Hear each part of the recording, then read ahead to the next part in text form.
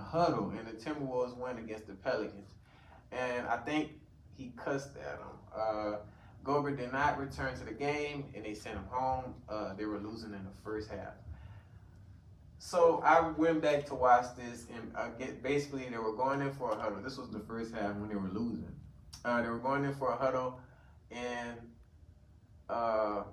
Rudy, it wasn't like a swing. He kind of like pushed him, like with his chest but it kind of looked like a hit from the side.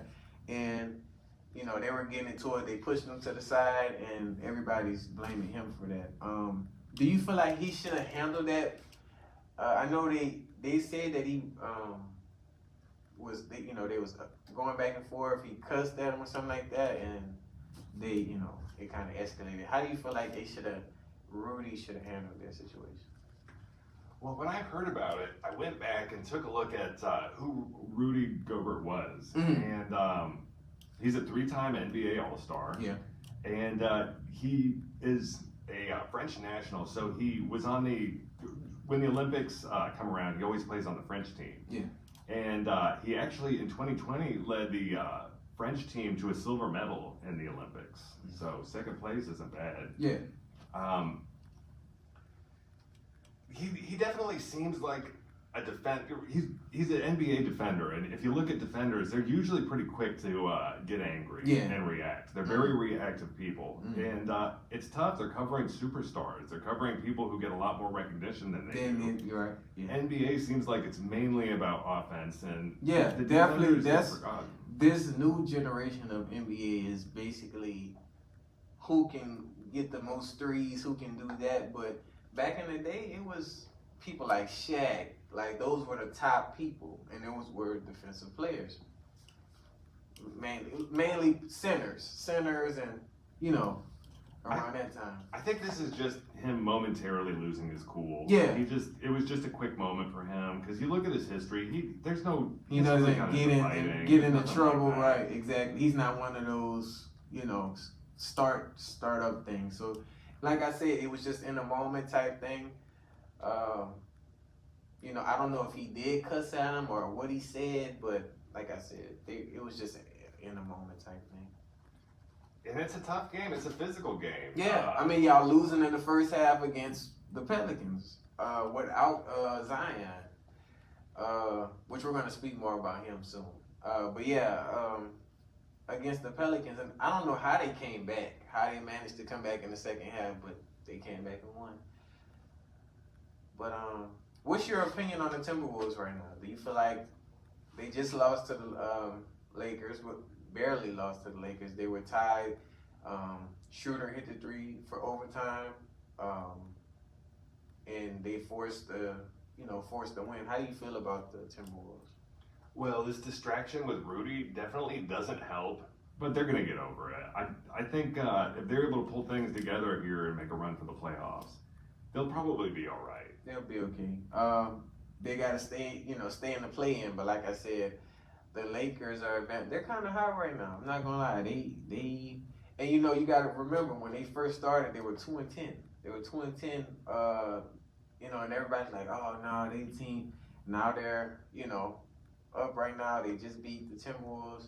Can they keep that run though? How long do you feel like they can keep that run going? They can keep it. They can keep it going. With King James on the team, they can keep it going.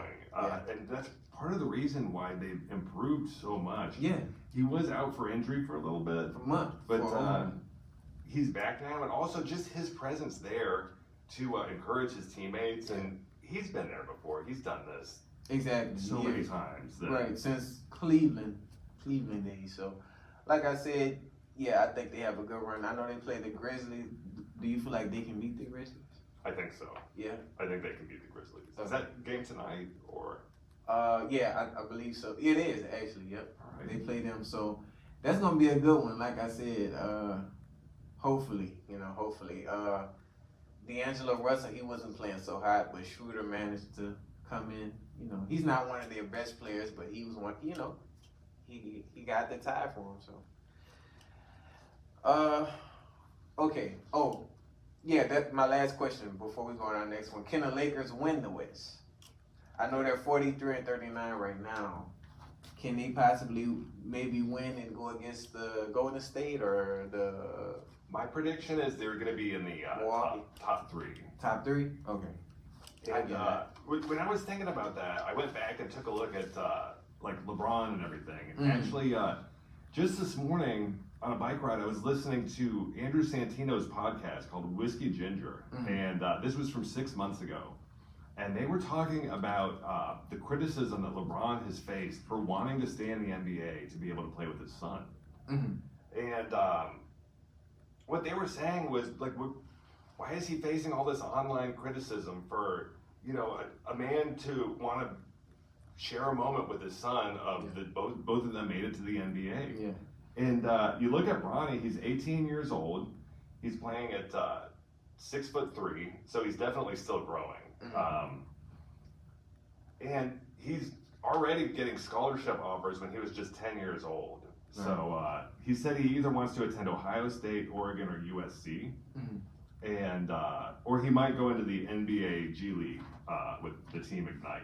Ignite, right? Like I said, they always try to make something negative, but like I said, I feel like LeBron was always kind of hated. Like people, I guess they didn't like his cockiness because when he came in the game, it was 2003. He said he had on the back of his jersey #1.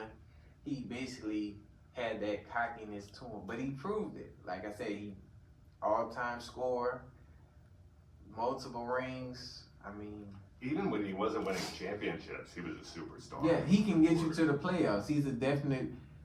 Him and it's been like Cleveland, right? He played with them for 9 years. He didn't have any help, so he left. Came back with a little help, and they won.